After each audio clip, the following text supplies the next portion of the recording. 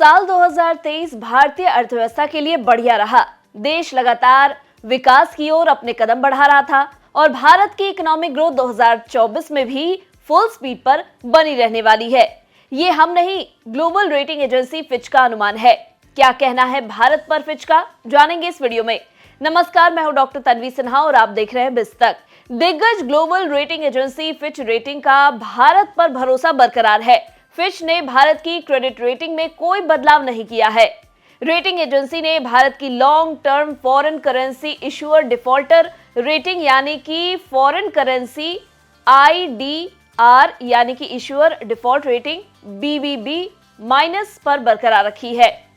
Rating outlook stable बना हुआ है, मतलब फिलहाल आगे के लिए संकेत ठीक बने हुए हैं। फिच का अनुमान है कि भारतीय अर्थव्यवस्था की वृद्धि साल 2024 में बैलेंस रहेगी। फिच ने कहा है कि भारत अगले कुछ सालों तक दुनिया की सबसे तेज गति से बढ़ती हुई अर्थव्यवस्था बना रहेगा। फिच के मुताबिक बेहतर ग्रोथ आउटलुक और मजबूत एक्सटर्नल फाइनेंस देश के लिए मजबूत संकेत है। देश ने पिछले कुछ सालों में सामने आए कमजोर विदेशी संकेतों का सफलता के साथ सामना किया है। साथ ही फिच ने भारतीय अर्थव्यवस्था के वित्त वर्ष 2024 में 6.9% की दर से बढ़ने का अनुमान भी जताया है।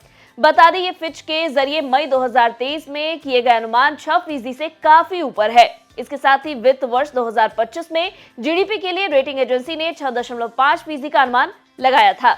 फिच की रिपोर्ट में कहा गया है कि इस ग्रोथ के पीछे निवेश एक मुख्य कारण बना रहेगा, क्योंकि सरकार का कैपेक्स जारी रहने की उम्मीद है और निजी निवेश भी धीरे धीरे आएगा। घरेलू बचत में कमी की वजह से निकट समय में खपत में और कमी आने की संभावना है। फिच ने अपनी रिपोर्ट में कहा है कि बैंकों की मजबूत स्थिति और कॉर्पोरेट बैलेंस शीट में सुधार से निवेश के लिए सकारात्मक माहौल बना रहेगा। वहीं फिच ने रिपोर्ट में भारत को लेकर अपनी चिंताओं को भी जाहिर किया है। फिच के मुताबिक पब्लिक फाइनेंस की कमजोर स्थिति, ऊंचे सरकारी घाटे, ऊंचा कर्ज और अपने स्तर के दूसरे देशों की तुलना में आय के मुकाबले ब्याज के ऊंचे स्तर से रेटिंग पर दबाव है। यानी बेहतर ग्रोथ के बीच भी कई दूसरे फैक्टर्स के कारण रेटिंग को अपग्रेड नहीं किया गया है।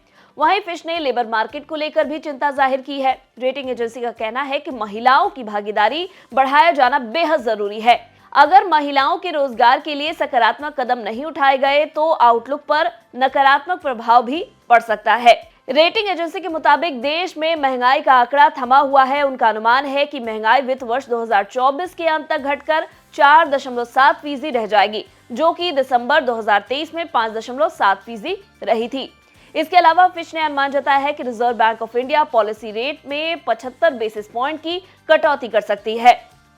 क्रेडिट रेटिंग को आप ऐसे समझ सकते हैं कि किसी देश की कर्ज को वापस चुकाने की क्षमता कितनी है। इसी आधार पर उस देश को कर्ज पाने में आसानी या फिर मुश्किलें आती है। फिच रेटिंग कुल 11 कैटेगरी में रेटिंग देती है, जिसमें AAA सबसे ऊपर और D सबसे नीचे होती है।